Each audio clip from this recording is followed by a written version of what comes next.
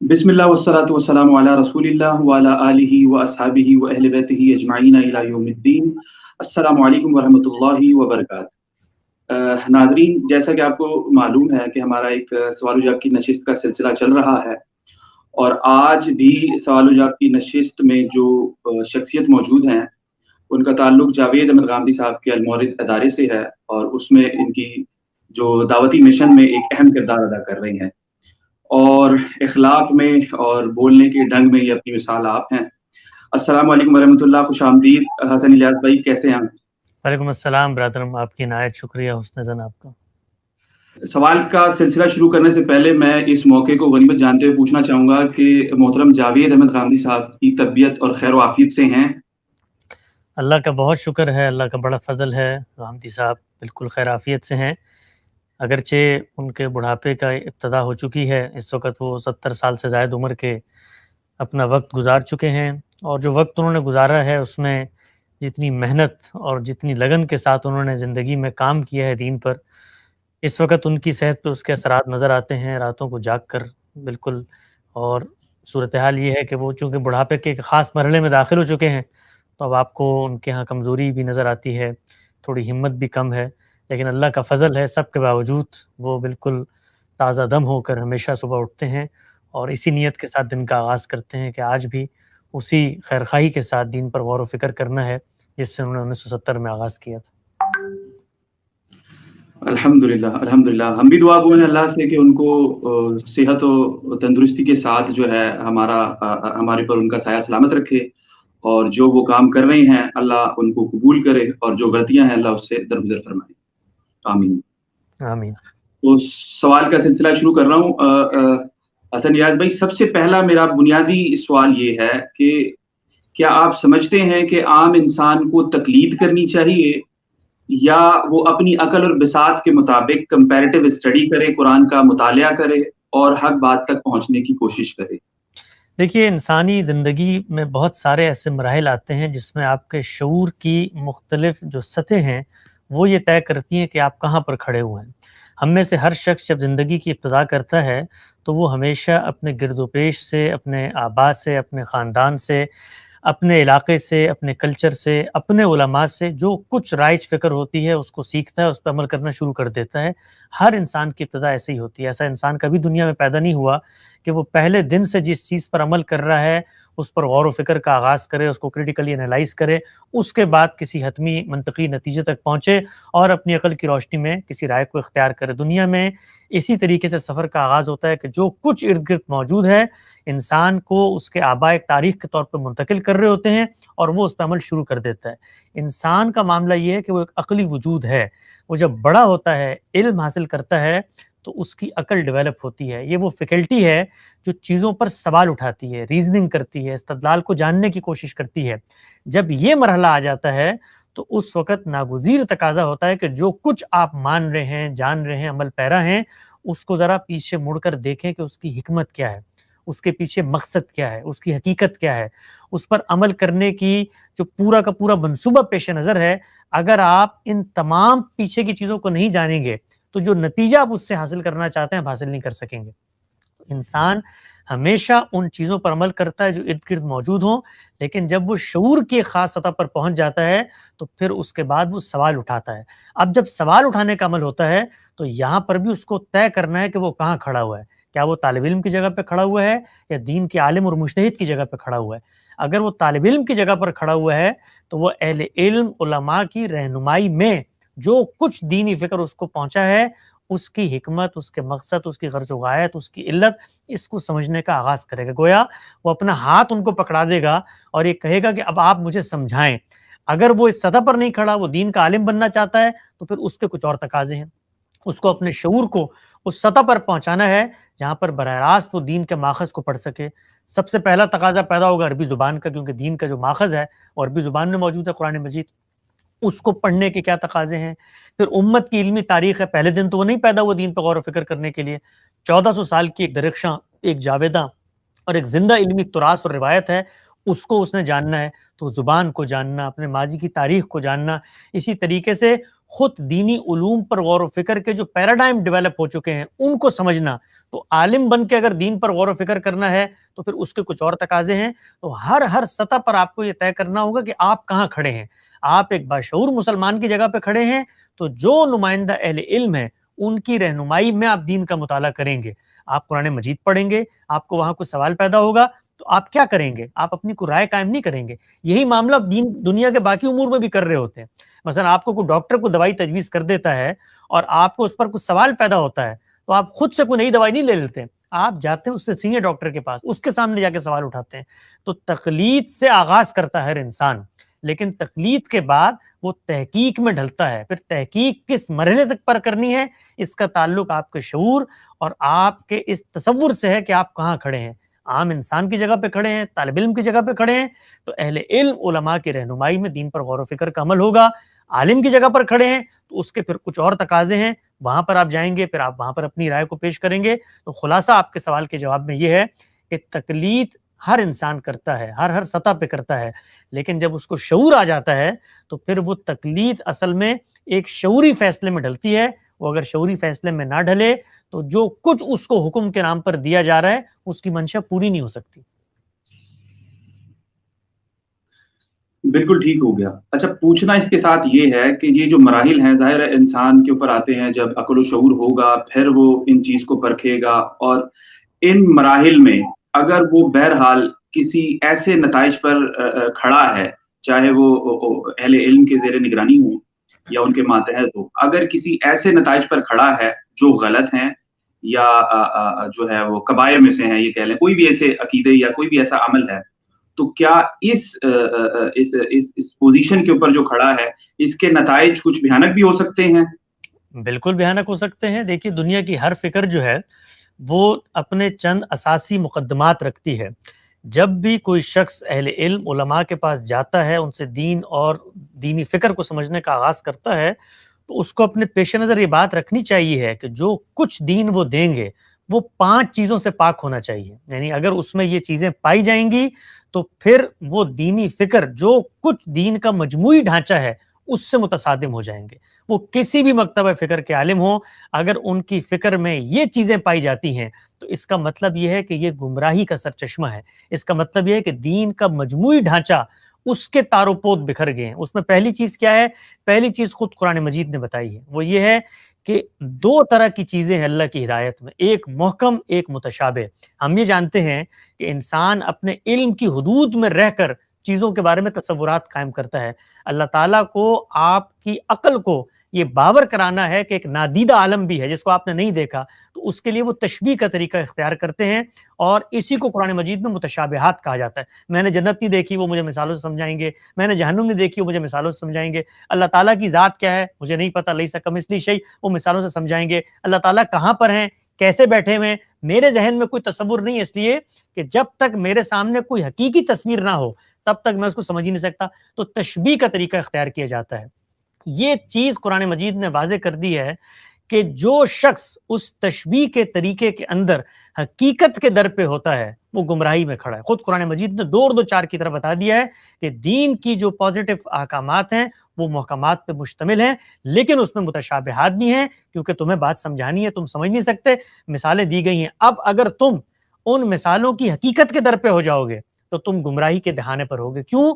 کیونکہ تم ان کو جاننے کی کوئی صلاحیت ہی نہیں رکھتے. تم نے جنت دیکھی نہیں ہے, تم کیسے کہہ سکتے ہو؟ تم کیسے کہہ سکتے ہو خدا کی ذات کیا ہے, خدا کی وجودی حقیقتیں کیا ہیں, یہ کائنات کی جس طرح خدا نے ابتدا کی اس عمل کی نوعیت کیا ہے, ہم نہیں جانتے. یہ ساری بحثیں ہمارے یہاں جو پیدا ہوتی ہیں وحدت الوجود کی, خدا کی ذات کے حوالے سے آراء دینی کی, علم کلام کے اندر, یہ سب کی سب اس دائرے میں جانا ہے جس دائرے کے بارے میں اللہ تعالیٰ نے منع کر دیا. تو یہ پہلا زینہ ہے فکری گمراہی کا. دوسری چیز کیا ہے؟ دوسری چیز یہ ہے کہ اللہ کا کلام ایک زبان کے اندر ہے, اور زبان کے بارے میں یہ آفاقی قاعدہ ہے, یہ عالمگیر اصول ہے کہ زبان کسی بھی کلام کو منتقل کر رہی ہو اس کو زبان کے طریقے پر سمجھا جائے گا. زبان کیا چیز ہے؟ زبان نطق ہے, جیسے بولی جاتی ہے, منطق نہیں ہے. تو کوئی بھی عالم, کوئی بھی دینی فکر, کوئی بھی بڑا رہنما, کوئی بھی شیخ اگر آپ کو کوئی ایسی تعویل دیتا ہے جو زبان کے دامن میں نہیں سمیٹی جا سکتی, یعنی قرآن مجید کی ایک عربی زبان ہے لیکن وہ یہ کہتا ہے کہ میں اس زبان کا ترجمہ آج سے خود کروں گا، میں نے اس کے مشتقات اور اس کے مادہ اصلیہ کو رکھ کے ایک نیا مفہوم دریافت کر لیا ہے، لہٰذا اس کی روشنی میں تو ہم وہاں پر اس کا ہاتھ پکڑ کے کھڑے ہو جائیں گے، بہت محبت کے ساتھ ہم کہیں گے یہ کام آپ نہیں کر سکتے۔ کیوں نہیں کر سکتے؟ یہ عالمگیر علم و عقل کے مسلمات کے منافی کام ہے، یہ کام تو میں شیکسپیئر کے کلام میں نہیں ہونے دوں گا، یہ کام تو میں غالب فردوسی اور میر کے کلام میں نہیں ہونے دوں گا کہ شعر کا لفظ کوئی اور بات کہہ رہا ہو اور آپ اپنی منطق، اپنے فلسفے، اپنے ذہن سے بذام خوش ایک معنی نکال کے دے دیں۔ تو یہ دوسرا پہلو ہے فکری گمراہی کا، جس بھی فکر میں پایا جائے گا ہم نے اپنا دامن اس سے بچانا ہے۔ ایک تیسری چیز یہ ہے کہ جب بھی دنیا میں کوئی کلام وجود پذیر ہوتا ہے تو وہ کلام تاریخ اور علم اور عقل کے مسلمات کو کلام میں انیشیٹ کر کے بیان نہیں کرتا۔ دنیا میں ہر کلام جو مسلمات عقلی ہیں ان کو مان کر گفتگو کر رہا ہوتا ہے، لہٰذا اب کوئی فکر آگے بڑھ کے کہے کہ جی تورات کا مطلب تو ہے قانون، انجیل کا مطلب تو ہے خوشخبری، لہٰذا اب ہر وہ بات جو خوشخبری ہوگی ہم اس کا انجیل پہ انطباق کر لیں گے، اور پھر یہ بنی اسماعیل کیا چیز ہے، یہ کہاں سے آ گیا، قرآن مجید میں ان کا کہاں ذکر ہے؟ یہ تاریخ اور علم و عقل کے مسلمات ہیں، یہ کبھی کلام میں بیان نہیں ہوتے۔ میں آپ سے گفتگو کر رہا ہوں تو گفتگو کرتے ہوئے جب میں کہتا ہوں کہ ہم پاکستان کے باشندے ہیں تو کبھی نہیں بتاتا کہ پاکستان جنوبی ایشیا میں کہاں واقع ہے، کب آزاد ہوا، اس لیے کہ علم اور عقل کے مسلمات ہیں۔ لیکن اگر کوئی دینی فکر کلام کے اندر سے جا کر ان کو تلاش کرنا شروع کر دے تو وہ گمراہی کے زینے پر ہے۔ یہ تیسری چیز ہے۔ چوتھی چیز کیا ہے؟ چوتھی چیز یہ ہے کہ آپ اصل کو فرع اور فرع کو اصل کی جگہ پہ رکھ دیں۔ ایک ہے اصل، بنیاد، فاؤنڈیشن، مبادی، وہ ہے اللہ کے دین کے اندر کیا چیز؟ قرآن مجید، اللہ کی وہ کتاب جس کے بارے میں اس نے دعویٰ کیا کہ یہ حرف آخر ہے، قول فیصل ہے، میزان، فرقان، حکم اور مہیمن ہے، اس کی بساط اور کسوٹی پہ ہر صحیح اور ہر غلط کو پرکھا جائے گا، جتنے دینی اختلافات ہیں، جتنے انحرافات ہیں، سب اس کے سامنے پیش کیے جائیں گے۔ لیکن آپ اس کی ترتیب کو الٹ دیتے ہیں، آپ کہتے ہیں کہ نہیں، ہمیں جو تاریخ ملی ہے رسول اللہ صلی اللہ علیہ وسلم کی نسبت سے لوگوں کے اپنے انیشیٹو پہ، ہم اس کی روشنی میں اس کلام کو سمجھیں گے۔ تو آپ نے کیا کیا؟ ترتیب کو الٹ دیا، اپ سائڈ ڈاؤن ہو گیا، آپ نے قرآن کو فرع کی جگہ پہ رکھ دیا، اور جس چیز کو فرع کی جگہ پہ آنا تھا اس کو اصل کی جگہ پہ رکھ دیا۔ چنانچہ جو لوگ روایات کی بنیاد پر قرآن مجید کی تعویل کرتے ہیں، توجیہ کرتے ہیں، اس کی آیات کی تنسیخ کرتے ہیں، وہ فکری گمراہی کے اس چوتھے زینے پہ کھڑے ہیں۔ ہر وہ دینی فکر، ہر وہ دینی عالم جو آپ کو یہ تعلیم دے، آپ کو گمراہی کی طرف لے کے جا رہا ہے۔ کیوں؟ کیونکہ یہ پورے کے پورے دین کے اندر جو ترتیب خود خدا نے مقرر کی ہے اس کو بکھیرنے کے مترادف ہے، اس کو تبدیل اور مسخ کرنے کے مترادف ہے۔ یہ کام نہیں ہو سکتا۔ یہ چوتھی چیز تھی۔ اور پانچویں چیز کیا ہے؟ پانچویں چیز ہے بدعت، ابتداء۔ خود دین نے بتا دیا ہے، قرآن مجید نے واضح کر دیا ہے کہ اللہ کے نام پر آپ کسی چیز کو دین قرار دیں تو یہ افتراء علی اللہ ہے، یہ اللہ کے اوپر جھوٹ باندھنا ہے۔ جب آپ اللہ پر جھوٹ باندھتے ہیں تو آپ ابتداء کرتے ہیں، آپ خود سے دین ایجاد کر رہے ہوتے ہیں۔ تو ہر وہ دینی فکر جس کے اندر بدعت پائی جائے، ایک ہوتی ہے بدعت اطلاق کے اندر، ایک ہوتی ہے بدعت اصول کے اندر، تو کوئی دینی فکر ان چار چیزوں کے بعد بدعت کو بطور اصول اگر اپنا لے، مثلا بدعت کی بطور اصول اپنانے کی ایک میں آپ کو سامنے کی مثال دیتا ہوں، اجماع امت۔ آپ نے یہ کہا کہ دین کے چار سورسز ہیں، ایک قرآن، ایک حدیث، ایک قیاس اور ایک اجماع امت۔ اب آپ نے اگر اجماع امت کو دین کا سورس قرار دے دیا ہے اور وہ نہیں پایا جاتا اپنی حقیقت میں، خود دین نے اس کو سورس قرار نہیں دیا، تو آپ نے کیا کیا؟ ایک نیا سورس ایجاد کر لیا، یعنی اللہ کے دین میں ایک نئی چیز پیدا کر لی۔ تو اس کا کیا مطلب ہوا کہ آپ نے اصول میں بدعت کو جنم دے دیا۔ تو یہ پانچ چیزیں ہیں، خلاصہ کر دیتا ہوں۔ محکمات کو چھوڑ کے متشابہات کے در پہ ہونا، یہ جو کچھ آپ کو ہمارے یہاں صوفیانہ روایت میں نظر آتا ہے یہ اسی کا شاخسانہ ہے۔ اس کے بعد زبان نطق ہے، منطق نہیں ہے۔ یہ جو کچھ آپ کو اس وقت عہد قریب کے اندر پوری کی پوری قرآن کا نام لے کر قرآن کا انکار کرنے والے حقیقت میں جو نظر آتے ہیں وہ یہ لوگ ہیں۔ لوگ عام طور پہ کہتے ہیں کہ جی وہ سنت کو نہیں مانتے تھے، ہم یہ کہتے ہیں نہیں، وہ قرآن کو نہیں مانتے تھے۔ کیوں؟ کیونکہ قرآن کی ایک زبان ہے، انہوں نے گھر میں بیٹھ کے زبان بنائی اور پھر اس کی روشنی میں قرآن مجید کے تراجم کیے، قرآن مجید کے مفاہیم اور مطالب طے کیے۔ تیسری چیز کیا؟ تیسری چیز یہ کہ علم اور عقل اور تاریخ کے مسلمات کبھی کلام میں انیشیٹ نہیں ہوتے۔ یہ جو کچھ گمراہی آپ کو خارج میں نظر آتی ہے، آج کل آپ سنتے ہوں گے لوگ کہتے ہیں کہ جی یہ مکہ کہاں ہے، یہ تو کوئی شہر ہی نہیں ہے، تو پیٹرا کا شہر تھا، اور ہم نے تو جا کر دیکھ لی ہیں مختلف جگہوں پہ کتب لگا کر، معلوم ہوا کہ جی یہ تو مکہ کی طرف وہ نماز ہی نہیں پڑھتے تھے. یہ ساری وہ بیوقوفانہ احمقانہ باتیں ہیں جو تورات کا ترجمہ کر رہے ہیں. تورات تو حضرت موسیٰ پہ نازل نہیں ہوئی، انجیل تو وہ کتاب ہی نہیں ہے، بنی اسماعیل تو پائے نہیں جاتے. یہ سب کے سب اس گمراہی کے زینے پر کھڑے ہیں، تیسرے زینے کے اوپر. چوتھا کیا؟ اصل کو فرع اور فرع کو اصل کی جگہ پہ رکھ دینا. قرآن کو حدیث کی روشنی میں سمجھنا یہ فکری گمراہی کا چوتھا زینہ ہے. حدیث کو قرآن کی روشنی میں سمجھا جائے گا. اور پانچویں چیز کیا ہے؟ بدعت، ابتداء. اور اس کی اصول میں مثال کیا ہے؟ اجماع امت کو بطور ماخذ اور مستر دین کے اصول بنا لینا. جو بھی فکر آپ کو یہ پانچ چیزیں سکھاتی ہے، اپنا دامن آپ نے اس سے بچانا ہے، ان کو دور سے کھڑے ہو کے سلام کرنا ہے اور یہ کہنا ہے کہ تمام دین کے بارے میں استفادہ کریں گے. یہ وہ چیزیں ہیں جس میں مجھے عالم ہونے کی ضرورت نہیں ہے، جس میں مجھے کوئی فنی گرفت ہونے کی ضرورت نہیں ہے. یہ علم، عقل اور خدا کی کتاب نے 2 اور 2 4 کی طرح یہ 5 چیزیں بیان کر دی ہیں. میری فکر میں یہ 5 چیزیں پائی جائیں تو آپ کو مجھ سے اجتناب کرنا چاہیے. آپ کی فکر میں یہ 5 چیزیں پائی جائیں گی تو یہ گمراہی کی فکر ہوگی. صحیح. اچھا، اس سے کچھ سوالات جو پیدا ہوئے ہیں انشاءاللہ وہ آگے فہرست میں موجود ہیں، اس کو آپ ایڈریس کر دیجئے گا.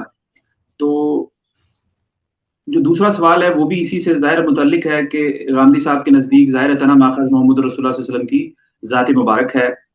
تو آج کے دور میں اگر قرآن ماخذ ہے وہ تو ہے، اس کے علاوہ جو نبی علیہ السلام کی ذات ہے، جو قرآن میں کہا گیا ہے کہ نبی علیہ السلام نے اس کی انٹرپریٹیشن کی ہے، اس کی کامنٹری کی ہے، اس کو ایکسپلین کیا ہے، جو اللہ کے ذمہ تھا بذریعہ نبی علیہ السلام نے وہ کام کیے ہیں، اس کی شرح وضاحت کی ہے. تو آج کے دور میں جب نبی علیہ السلام کی ذات مبارک ہمارے سامنے موجود نہیں ہے تو وہ ادر دین قرآن کیا ہے سورس جس سے ہم اس کی جو نبی علیہ السلام نے شرح وضاحت کی ہے اس تک پہنچ سکیں؟ قرآن سورس نہیں ہے میرے نزدیک، پیغمبر کی ذات سورس ہے. یہی بات ہمارے استاد نے لکھی ہے. میں تو قرآن مجید سے واقف ہی نہیں ہوں، میں تو سنت سے واقف ہی نہیں ہوں، میں کسی چیز سے واقف نہیں ہوں. روئے زمین پہ میں جانتا ہی نہیں ہوں کہ دین کیا چیز ہوتی ہے. ایک شخصیت ہے، ایک شخص کی ذات ہے جو کھڑے ہو کے یہ دعویٰ کرتی ہے کہ میں خدا کا فرستادہ ہوں، میں خدا کا منتخب کردہ ہوں، میں خدا کا پیغمبر ہوں، میں نے خدا سے گفتگو کی ہے. میرے لیے وہ دین کا ماخذ ہے. وہ مجھے کہے گا کہ پتھر کے اوپر لکھی ہوئی لکیروں سے دین اخذ کرو، اس سے دین اخذ کروں گا. وہ مجھے کہے گا چلے مراقبے کر کے الٹے لٹک کے دین اخذ کرو، اس سے دین اخذ کروں گا. یہ اس کی حیثیت ہے، یہ اس کا مقام اور مرتبہ ہے، یہ وہ ذات ہے. وہ بتائے گی کیا چیز دین کا سورس بنے گا، کیا چیز دین کا سورس نہیں بنے گی. ہمارے ہاں یہ بحث یہاں سے شروع نہیں ہوتی کہ ہم کہتے ہیں قرآن مجید دین کا سورس ہے. بھائی میں تو واقف ہی نہیں ہوں قرآن مجید کیا چیز ہے، میں تو سنت سے بھی واقف نہیں ہوں. میں ایک شخصیت سے واقف ہوں، محمد رسول اللہ صلی اللہ علیہ وسلم. ان پر ایمان لاتا ہوں، ان کی ذات والا صفات کو مانتا ہوں، ان کی پیروی اور ان کے حکم کے سامنے سر جھکانے کو اپنے ایمان کی بنیاد قرار دیتا ہوں. وہ بتائیں گے مجھے، جو بتائیں گے وہ دین ہوگا. وہ مجھے یہ کہیں گے کہ آدھا قرآن میں ہے، آدھا اجماع امت میں ہے، آدھا عقل میں ہے، اس طرح اخذ کروں گا. وہ کہیں گے کچھ بھی قرآن میں نہیں ہے، میں بتا رہا ہوں جو دین ہے. میں تو قرآن کو ان کے حوالے سے جانتا ہوں. تو یہ پوری کی پوری بحث بالکل غلط ترتیب سے کی جاتی ہے. ہم کسی چیز سے واقف نہیں ہیں سوائے محمد رسول اللہ صلی اللہ علیہ وسلم کے. انہوں نے جو چیز دی بطور دین کے وہ یہ ہے کہ انہوں نے کیا چیز دی. تو اس کا جواب یہ ہے کہ انہوں نے 2 چیزیں دی. ایک چیز جو انہوں نے دی وہ قرآن مجید ہے، کوئی اس پر اختلاف نہیں ہے. 1400 سال میں پوری امت متفق ہے، مسلمانوں کا اجماع اور تواتر ہے کہ جو کچھ پیغمبر کے پاس سے انیشیٹ ہوا اسی قطعیت، اسی یقین، اسی اذعان کے ساتھ میں کہتا ہوں میرے ہاتھ میں پہنچ گیا. یہ انہوں نے دیا ہے. اس کتاب کو جب میں پڑھتا ہوں تو وہ یہ بتاتی ہے کہ پیغمبر جو ہے وہ قرآن مجید کے ذریعے دین نہیں سکھا رہا، بلکہ وہ اپنی ذات میں دین کی تعلیم اور تربیت کر رہا ہے. خود قرآن نے اس کا منصب ذمہ داری یہ بتایا ہے کہ یتلو علیہم آیاتی ویزکیہم ویعلمہم الکتاب والحکمہ، کہ تم کیا کرو گے؟ آیتوں کی تلاوت کرو گے اور تزکیہ کرو گے اور کتاب و حکمت کی تعلیم دو گے. یہ کتاب کیا چیز ہے؟ یہ قانون ہے، وہ قانون جو خود قرآن بیان کرتا ہے. جب پیغمبر آتے ہیں دنیا میں تو اسی قانون کی پیروی کرتے ہیں کیونکہ وہ اسی الہامی روایت میں کھڑے ہوتے ہیں، وہ کوئی نیا دین لے کر نہیں آتے. خود قرآن مجید نے بتایا شرح لکم من الدین ما وصى به نوحا والذی اوحینا الیک ما وصینا به ابراہیم وموسیٰ وعیسیٰ ان اقیموا الدین ولا تتفرقوا فیہ. اے محمد یہ وہی دین ہے جو تم سے پیچھے چلا آ رہا ہے، کچھ نیا نہیں ہے اس کے اندر، تم نے اس کی پیروی کرنی ہے. ان اتبع ملت ابراہیم حنیفا ثم اوحینا الیک، پہلے فرمایا کہ اسی کی پیروی کرنی ہے. تو پیچھے سے نماز چلی آ رہی ہے، پیغمبر نے جاری فرما دی.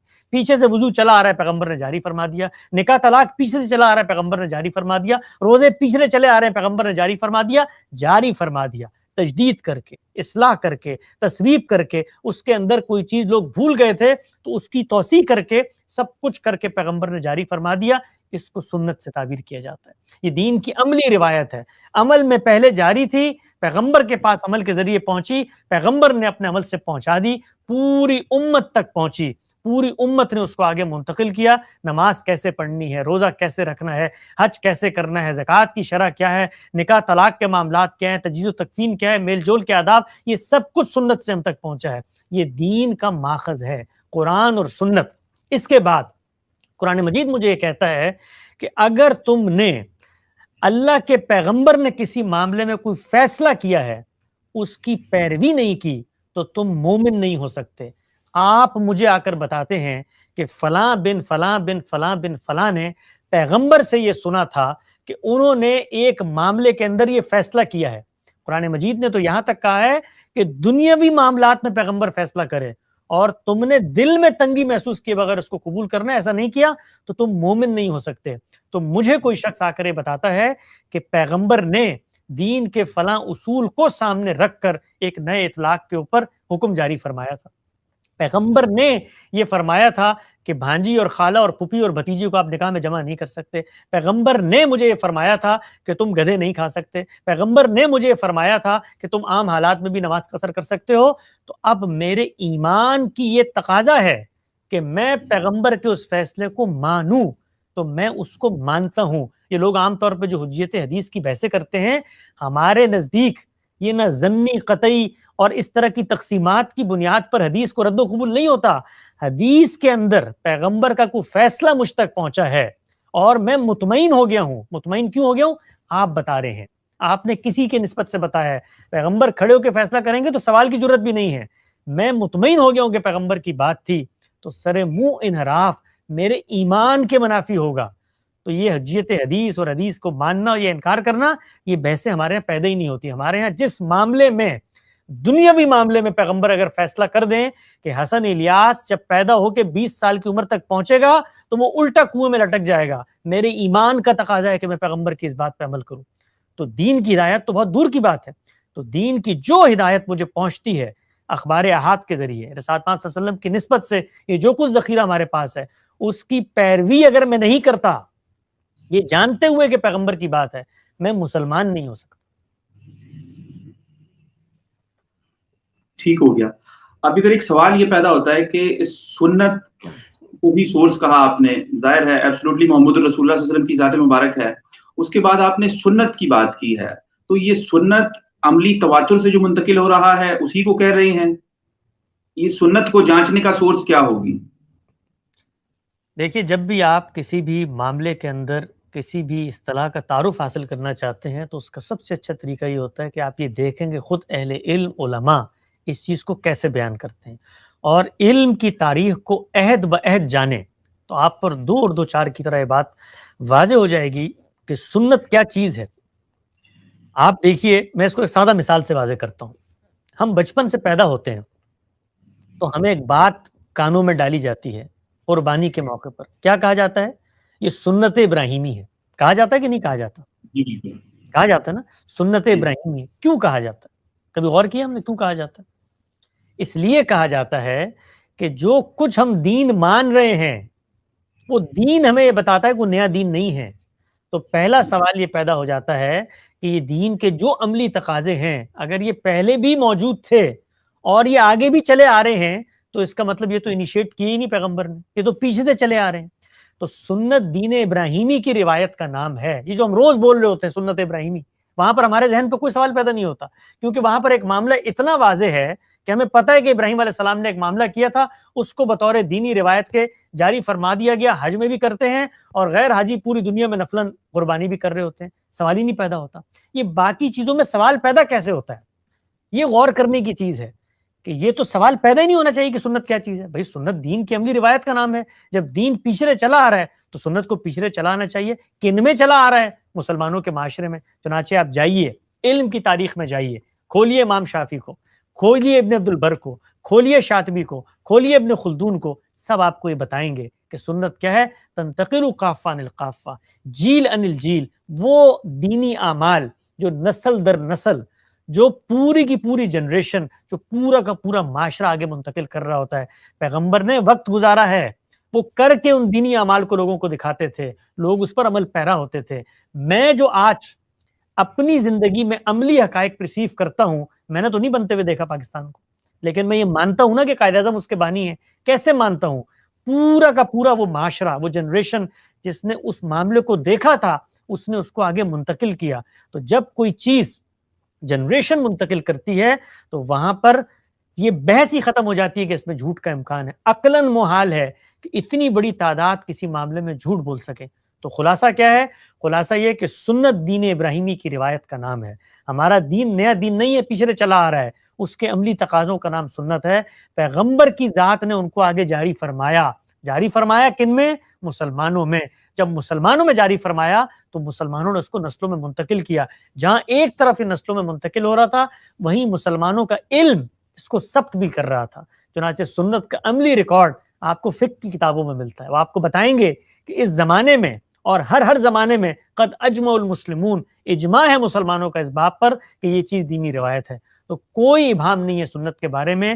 اس بات کو مسلمانوں کا پورا علم, بغیر کسی مبالغے اور تردد کے میں عرض کرتا ہوں, ہمبل سی طالبانہ اوپینین میں جتنا کچھ میں نے پڑھا, اس بات سے کسی کا کوئی اختلاف نہیں ہے کہ سنت کو پوری کی پوری نسلوں نے آگے منتقل کیا ہے اور وہ قطعی دین کا ماخذ ہیں. اس پر جو شخص عمل نہیں کرتا وہ دین پر نہیں کھڑا ہوا. ٹھیک ہو گیا. اب پوچھنا یہ ہے کہ یہ جو سنت جو منتقل ہو رہا ہے نسل در نسل, اب اعتراض یہاں پر یہ ہوتا ہے آپ کے اس ڈاکٹرن کے ساتھ جو آپ نے مطلب بتائی ہے, اس میں جب یہی عقائد یعنی کہ نزول مسیح کہہ لیں, واقع معراج جو فزیکل ہوا ہے, یا جو ہے وہ رجم کی سزا کا معاملہ ہے, یہ بھی سنت سے نسل در نسل منتقل ہو رہا ہے, تو پھر کیا وجہ بنتی ہے کہ انہی اصولوں کی بنیاد کے اوپر جب آپ کو پرکھا جائے تو بظاہر انحراف نظر آتا ہے ان اصول سے جو آپ نے بھی مطلب سامنے رکھے ہیں؟ جی دیکھیے, اس میں یہ بات پہلے آپ سمجھ لیں کہ سنت کے لفظ کا مطلب کیا ہے. یعنی سنت اس طریقے کو کہتے ہیں, اس رستے کو کہتے ہیں کہ جس پہ لوگ چلتے ہیں. لہٰذا یہ تو خود لفظ بتا رہا ہے کہ وہ عملی چیز ہونی چاہیے. تو جو کچھ اس کے اندر نظریات ہیں وہ تو سنت اپنی تعریف کے لحاظ سے نہیں بن سکتے. نزول مسیح کا عقیدہ قرآن کی بنیاد پر آپ مانیں, آپ کہیں قرآن کا حکم, اس کو سنت نہیں کہہ سکتے آپ. سنت تو عملی طریقے کا نام ہوگا. اسی طریقے سے واقعہ معراج, وہ رویا حسی تھا یا وہ خواب میں ہوا, اس کو آپ قرآن مجید کی بنیاد پہ کوالیفائی کریں, کوئی آپ سے اختلاف بھی کہے گا, یہ سنت کی بحث نہیں ہے. رجم کا معاملہ البتہ یہ ہے کہ ایک عملی معاملہ ہے, رسالت محمد صلی اللہ علیہ وسلم نے کیا. تو اگر آپ اس کے بارے میں دعویٰ کرتے ہیں کہ رسول اللہ صلی اللہ علیہ وسلم نے یہ کام کیا اور مسلمانوں کے علم نے اس کو آگے منتقل کیا, تو اس سے تو کوئی انکار ہی نہیں کرتا. ہم بھی مانتے ہیں آپ صلی اللہ علیہ وسلم نے کام کیا, کسی نے انکار نہیں کیا رجم سے. یعنی رجم کے بارے میں کبھی ہم نے انکار نہیں کیا, میں عرض کر رہا ہوں, کبھی انکار نہیں کیا کہ رجم رسالت محمد صلی اللہ علیہ وسلم نے نہیں کیا. ہم نے آگے بڑھ کے ایک اور بات کہی ہے. وہ بات یہ کہی ہے کہ جس معاملے میں رجم کیا ہے اس معاملے میں قرآن مجید خود اپنے الفاظ میں ایک متعین سزا بیان کر رہا ہے زنا کے باب میں. تو پہلے تو آپ یہ بتائیے, وہ جو میں نے اصول ابھی بیان کیے تھے, کہ پہلے آپ اس کے اندر شادی شدہ اور غیر شادی شدہ کو ڈال کے دکھائیے, کیونکہ وہ تو زبان کا معاملہ ہے, اس میں تو آپ کہیں جا ہی نہیں سکتے. تو اور جو بھی روایت میں بات آئے گی اس کو قرآن کی روشنی میں سمجھا جائے گا. تو پہلے تو جو اختلاف ہوتا ہے وہ یہ نہیں ہے کہ آپ صلی اللہ علیہ وسلم نے یہ کام نہیں کیا, بھائی کیا ہے, منتقل ہوا ہے روایتوں کے ذریعے, کس جرم کی پاداش میں کیا ہے, یہ بحث ہے. تو بحث تو پھر سنت کے دائرے سے نکل کے قرآن کی تفہیم کے دائرے میں چلی گئی. تو جیسی وہاں پر گئی تو پھر فکر فراہی کے اکابر علماء نے یہ بتایا کہ دیکھیے یہ بات ایسے نہیں ہے کہ آپ یہ کہتے ہیں کہ قرآن مجید نے تو زنا کی ایک سزا بیان کی تھی بغیر اس تفریق کے کہ شادی شدہ کے ساتھ ہے کہ غیر شادی شدہ کے ساتھ ہے، آپ کو روایتوں میں ایک چیز ملی تو آپ نے اس کی بنیاد پر نعوذ باللہ قرآن مجید کے بارے میں دعویٰ کر دیا کہ اس کے اندر تو صرف غیر شادی شدہ کی سزا بیان ہوئی تھی، شادی شدہ کی سزا تو یہاں بیان ہو گئی، گویا وہاں پر ایک بات موجود تھی، دوسری بات ہم نے یہاں سے اخذ کر لی۔ ایسا نہیں ہے، قرآن مجید کے ساتھ یہ معاملات نہیں ہوتے۔ خود عقل سے سوچیں، اللہ میاں وہاں سزا بیان کرنے کے لیے بیٹھے ہیں، کہتے ہیں آدھی سزا میں یہاں بیان کرتا ہوں اور آدھی تم لوگوں کے مبہم چیزوں پہ چھوڑ دیتا ہوں۔ شریعت ہے، محکمات ہیں، اس کے بارے میں اللہ کا دعویٰ ہے کہ دو ٹوک ہیں، واضح ہیں، بین ہیں، اور معاملہ یہ کریں اپنی شریعت کے ساتھ کہ قیامت تک کا اختلاف پیدا کر دیں کہ آدھی سزا میں یہاں دے رہا ہوں، آدھی سزا امام بخاری ایک روایت کے ذریعے تمہیں بتا دیں گے، اس سے تم اخذ کر لینا۔ تو ہم نے یہ بتایا کہ سزا دی آپ صلی اللہ علیہ وسلم نے، ذرا غور و فکر کریں کس معاملے میں سزا دی۔ خود قرآن مجید میں وہ سزا زیر بحث ہے، عبرتناک طریقے سے قتل کر دینا، کس معاملے میں؟ فساد فی الارض کے معاملے میں۔ لہٰذا جرم کی نوعیت کبھی کبھی جرم کی سینٹیٹی کو بڑھا دیتی ہے۔ قتل دہشت گردی بن جائے، زنا زنا بالجبر بن جائے، اسی طریقے سے آپ زنا کو کھلی عباشی اور بدکاری میں تبدیل کر دیں، یہ کام جب آپ کریں، چوری ڈاکہ بن جائے، یہ محض وہ جرم نہیں رہتے بلکہ ان کی شناخت بڑھ جاتی ہے، یہ فساد کے جرم بن جاتے ہیں۔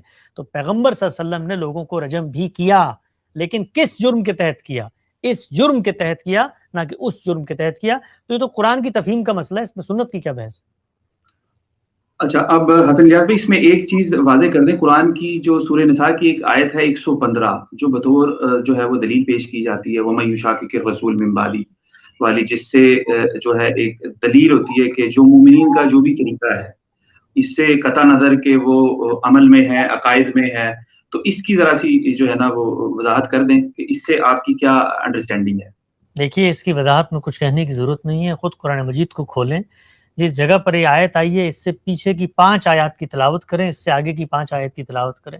قرآن مجید متفرق اقوال زری کی کتاب نہیں ہے کہ آپ اس میں سے فال کی طرح کوئی چیز نکال کر اس سے قانون اخذ کر لیں گے۔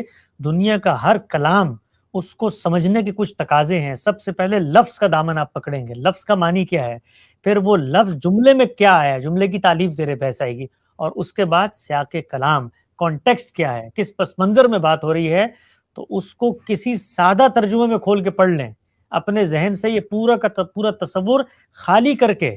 جو کہا جاتا ہے نا کہ ایک امام بیٹھے اور انہوں نے کہا کہ اجماع امت کی قرآن مجید میں دلیل کیا ہے میں تلاش کرتا ہوں، اور مختلف تاریخی روایتوں میں آتا ہے کہ 25 مرتبہ قرآن مجید کے مطالعے کے بعد یہ آیت ہاتھ لگی اور اس سے ثابت ہوا کہ اجماع امت دین کا ایک ماخذ اور دلیل ہے۔ ذرا خود اس پر غور کریں کہ دین کا ایک انڈیپینڈنٹ سورس ہے اور اس سورس کو دریافت کرنے کے لیے خود ایک دوسرے سورس کے اندر سے ایک آیت نکالی جا رہی ہے، تو بھائی انڈیپینڈنٹ سورس کیسے ہوا؟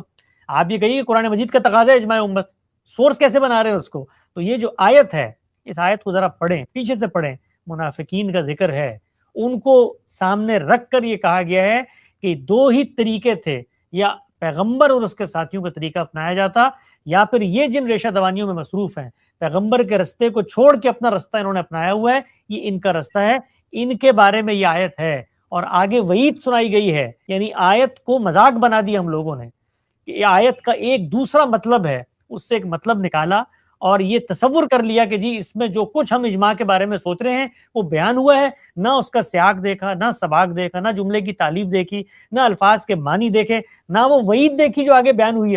تو آیت کا ہرگز یہ مطلب نہیں ہے جو قرآن مجید کی سورہ نساء کی اس آیت سے بیان کیا جاتا ہے۔ سادہ ترجمہ پڑھ لیں صرف، اگر ادنا ابہام بھی باقی رہ جائے تو پھر اس میں آپ کسی کو دوش دیجیے گا، ہرگز وہ بات یہاں بیان نہیں ہو رہی جو بیان کی جاتی۔ اچھا، آپ یہ بتا دیں کہ جو آپ کے پاس فارمولہ ہے کہ نبی علیہ الصلوۃ والسلام کی جو بھی جو حیات طیبہ تھی اس کے اندر جو بھی اعمال کیے ہیں، افعال کیے ہیں، اس میں کس فارمولے کے تحت آپ یہ سمجھتے ہیں کہ یہ جو عمل ہے وہ نبی علیہ الصلوۃ والسلام نے بحیثیت دین جاری کیا ہے اور یہ جو ہے وہ کلچر ہے؟ دیکھیے جو بھی چیز دین کے طور پہ جاری کی جائے گی تو سب سے پہلے اس کو اپنی نوعیت کے اعتبار سے دین ہونا چاہیے۔ دین کس چیز کا نام ہے؟ 4 چیزوں کا احاطہ کرتا ہے میرا دین۔ خود دین کے مشمولات، دین کے کانٹینٹ پہ غور و فکر کرنے سے معلوم ہو جاتا ہے کہ دین کیا کرتا ہے۔ دین تزکیہ کرتا ہے، کس چیز کا؟ آپ کے اخلاق کا، آپ کے خورونوش کا، اس کے بعد آپ کے جسم کا، اس کی تطہیر ہوتی ہے۔ اس کے بعد چوتھا تقاضا کیا ہے؟ عبادات کا۔ تو یہ 4 ہی پہلو ہیں جس سے دین کوئی بھی حکم دے گا وہ اس کے اندر پایا جائے گا۔ یہ دین کا مقصد ہے، تزکیہ۔ وہ میرے اخلاق کا بھی ہوگا، میرے خور و نوش کا بھی ہوگا، اور اسی طرح میرے بدن کا بھی ہوگا، بدن کی تطہیر، خور و نوش کے اندر تزکیہ، اور اسی طریقے سے میرے اخلاق کے اندر تزکیہ۔ یہ بنیاد ہے دین کی، اور پھر الگ سے عبادات اللہ تعالیٰ نے مقرر کر دی ہیں۔ تو یہ 4 پہلو ہیں دین کے، جو حکم بھی دین کے نام پر آپ مجھے دیں گے اس کو اس کے اندر آنا چاہیے، اس کے اندر فال کرنا چاہیے۔ کیوں؟ اس لیے کہ خود دین یہ کہہ رہا ہے کہ اس کا مقصد یہ ہے۔ پھر جو شخص یہ دین دے رہا ہے وہ یہ طے کرے گا کہ میں بطور دین اس چیز کو آگے جاری کر رہا ہوں۔ تو وہ جب بطور دین جاری کرے گا تو اس میں پھر کوئی اختلاف نہیں ہوگا۔ نماز کے بارے میں کبھی اختلاف سنا آپ نے؟ روزے کے بارے میں اختلاف سنا؟ حج کے بارے میں اختلاف سنا؟ زکوٰۃ کے بارے میں اختلاف سنا؟ ختنے کے بارے میں اختلاف سنا؟ عیدین کی نماز کے بارے میں اختلاف سنا؟ جمعے کے بارے میں اختلاف سنا؟ کس چیز کے بارے میں اختلاف سنتے ہیں؟ سنا کبھی آپ نے کہ لوگ کہتے ہیں حرام میں حج نہیں ہوگا؟ سنا کبھی آپ نے کہ ایام تشریق کی تکبیرات کیا ہیں؟ سنا کبھی آپ نے تجوید و تکفین کا طریقہ کیا ہے؟ کبھی سنا؟ نہیں ہے کوئی اختلاف۔ کیوں نہیں ہے؟ اس لیے کہ جب پیغمبر نے اس کو جاری فرمایا تو پوری کی پوری نسل میں رہ کر بطور دین اس کو دیا ہے۔ وہ ایسا نہیں کیا کہ کسی ابہام میں اس کو چھوڑ کے چلے گئے کہ آپ نے بعد میں دین دریافت کرنا ہے۔ پیغمبر کا تو منصب یہی ہے، رسالت کی ذمہ داری ہی یہی ہے۔ قرآن مجید نے کہا یہ کام نہیں کیا تو فما بلغت رسالہ، تو ہمیں کسی فارمولے کو اپنانے کی ضرورت نہیں ہے۔ پیغمبر نے دین دینا ہے، انہوں نے جو دین دیا ہے وہ انہی مقاصد کے تحت ہونا چاہیے جو خود دین نے بیان کیے ہیں۔ جو دین دیا ہے وہ مسلمانوں کے علم میں اجماع امت کے ذریعے، اور یہاں پر امت اپنے فہم سے کوئی چیز منتقل نہیں کر رہی ہوتی، بلکہ یہ اس کا مشاہدہ ہے۔ جو کچھ اس کے سامنے ہو رہا ہے یہ اصل میں علم کی انتقال کی تاریخ ہے، جس کو ہم اجماع امت اور تواتر سے تعبیر کرتے ہیں۔ تو اللہ کا پیغمبر یہ بتاتا ہے کہ کیا چیز دین ہے، کیا چیز دین نہیں۔ ٹھیک ہے، اب آخری صرف 2 سوالوں کے جواب آپ دے دیں کہ نمازوں کے جو جمع کرنے کا معاملہ ہے، کیا آپ اس کو درست سمجھتے ہیں، جمع بین صلاتین؟ قرآن مجید کے اندر یہ بات بیان ہوئی ہے کہ جس وقت خوف کی حالت ہو تو آپ نمازوں کو قصر کر سکتے ہیں۔ اللہ کے پیغمبر نے اس بات کو سامنے رکھ کر جو حقیقت اس حکم کے پیچھے پوشیدہ تھی وہ ان خفتم کے الفاظ میں بیان ہوئی ہے۔ اگر آپ کو اندیشہ ہوتا ہے، یعنی جب آپ کو اندیشہ ہوتا ہے، افراتفری ہے، آپادھاپی ہے، جو کچھ جنگ میں ہوتا ہے، اگر وہی عام سفروں میں بھی ہو تو کیا قرآن مجید کی اس رخصت کا وہاں پر اطلاق کرنا چاہیے؟ تو پیغمبر نے یہ اطلاق کر کے دکھایا۔ اسی کو اس مثال سے بھی سمجھ لیں جو آپ نے پہلا سوال کیا تھا، یہ جب مجھ تک پہنچتی ہے یہ بات کہ پیغمبر نے عام سفروں میں بھی اس کا اطلاق کیا اور میں اس پر مطمئن ہو جاتا ہوں، تو اب میرے لیے انحراف کی کوئی گنجائش موجود نہیں ہے۔ کیوں نہیں ہے؟ کہ پیغمبر نے جو کام کیا وہ دین کی اصل ہدایت کو سامنے رکھ کر کیا، اور جب بھی کوئی ہدایت دی جاتی ہے اس کی حقیقت مطلوب ہوتی ہے۔ تو جو حقیقت جنگ کے موقع پر اس رخصت کی تھی، پیغمبر نے عام سفروں میں بھی، وہاں پر بھی افراتفری ہوتی ہے، آپادھاپی ہوتی ہے، سفر کی آپ کو تکلیفیں مشقتیں اٹھانی پڑتی ہیں، آپ نے اطلاق کر دیا۔ جس طریقے سے قرآن مجید نے یہ حکم دیا تھا نمازوں کے اعمال میں تخفیف کا، اللہ کے پیغمبر نے اس حکم کی حقیقت کو سامنے رکھ کر اپنے استنباط سے اس کے اوقات میں بھی تخفیف کر دی، اور یہ کہا کہ 2 نمازوں کو تم جمع کر کے بھی پڑھ سکتے ہو۔ تو یہ پیغمبر صلی اللہ علیہ وسلم کا استنباط ہے ایک قرآن مجید کے حکم کو سامنے رکھ کے۔ تو جو پیغمبر کا استنباط ہے اس کے آگے میں کیوں نہیں اپنا سر جھکاؤں گا؟ ٹھیک ہو گیا، ٹھیک ہو گیا۔ آخری سوال یہ ہے کہ جو ہم انکم ٹیکس یا سیلز ٹیکس جو کنزیومر جو ادا کر رہے ہوتے ہیں حکومت کو، کیا یہ کوئی شخص اپنی زکوٰۃ کی جو ٹوٹل رقم بنتی ہے اس سے لیس کر سکتا ہے؟ جو کچھ ریاست نے آپ سے لینا تھا بطور مسلمان حکمران کے، اور بطور مسلمان کے آپ نے دینا تھا، اللہ کی شریعت میں طے کر دیا گیا ہے، اس کو زکوٰۃ سے تعبیر کیا جاتا ہے۔ یہ نظم اجتماعی کے تقاضے پورے کرنے کا وہ حق ہے جو اللہ نے مقرر کر دیا ہے۔ حکمرانوں نے آپ سے اگر کسی اور ذریعے سے لے لیا ہے تو آپ اس کو اس میں ایڈجسٹ کر سکتے ہیں۔ یہی رائے کبار تابعین علماء کی بھی تھی کہ ریاست اگر آپ سے زکوٰۃ کے علاوہ کچھ لیتی ہے تو آپ اس کو منع کر سکتے ہیں۔ اس کے شواہد اور تفصیلات آپ پڑھنا چاہیں، بڑے عالم ہیں مولانا عمار خان ناصر، انہوں نے وہ ساری چیزیں جمع بھی کر دی ہیں۔ وہ تابعین کی یہ رائے تھی کہ اگر ریاست زکوٰۃ کے علاوہ کچھ لیتی ہے تو اس کو اپنی زکوٰۃ سے منع کر سکتے ہیں۔ کیوں کر سکتے ہیں؟ یہاں بھی دیکھیے حکم کی حقیقت کو سامنے رکھ کے کہ اس نے جو کچھ لینا تھا وہ متعین تھا، کسی اور ذریعے سے لے لیا ہے تو اب اس کا استحقاق نہیں رہا اس چیز پر جو اس پر لازم کی گئی تھی۔